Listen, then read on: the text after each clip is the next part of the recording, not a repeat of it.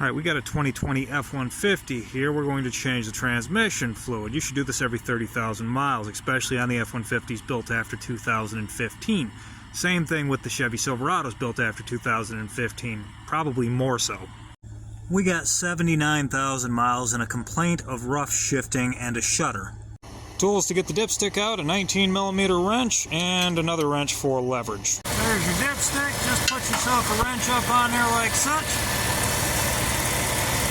Like that, right there. I don't care how strong your hands are, always use leverage. Obviously the transmission has to be hot, and currently this one's running.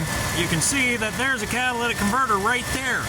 You'll probably burn yourself at least once. The fluid is black like I expected. This ULV fluid turns black pretty quick after you put it in. It doesn't mean it's burnt. But the bigger issue here is there's bubbles. Bubbles is a bad sign. When you find bubbles in the transmission fluid, it usually means that the transmission fluid's overfilled. Something about the design of the transmission causes the fluid to froth up like that. That froth is bubbles, and it circulates through the transmission, and those bubbles are essentially just air, causing your transmission to basically run dry and hot. The only certain way to prevent bubbles in your transmission fluid is to make sure your truck's at 210 degrees when you check the fluid, and it's got to be on the 5 on this dipstick or the B on the other style. So this is what I use to suck fluid out. I don't know what you guys are going to use. I'm sure there's a lot of different things that do this. You can see the fluid coming out of there is black and nasty. Now, because of the bubbles in the transmission fluid, I'm assuming that the transmission was overfilled at its last service, or at one point the car had been wrecked and whoever replaced the core put transmission fluid in it, not realizing how particular Ford was with the levels in these transmissions. But before filling the transmission, I'll add 2 quarts to it, run it for a little while, and then suck those 2 quarts back out. I believe it was 2017 they went to the 10R transmission. That uses this ULV, this ultra-low viscosity transmission fluid, which they seriously do not want you to drink.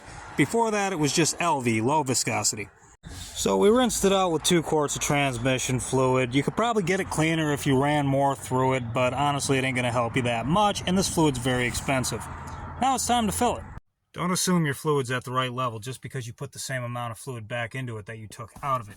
These transmissions are very particular when it comes to their fluid level.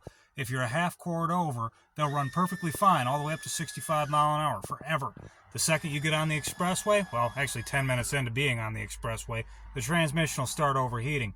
You'll have fluid all over your back window. You're going to hear an awful dinging sound, and you'll probably damage the transmission. Now with your transmission at 210 degrees, that number 5 mark is exactly where you need the fluid level to be. Or if you have the other style of dipstick, on the B line. Now there's probably a torque spec for this fluid cap, but it's got a rubber O-ring, so I'm assuming it's just snug. It doesn't have to be reefed down. When they tell you that the fluid will last the life of the transmission, remember they're only warrantying that transmission for 60,000 miles. You should be changing your transmission fluid on every vehicle every 30,000 miles if you want it to last longer than what it's warranted for.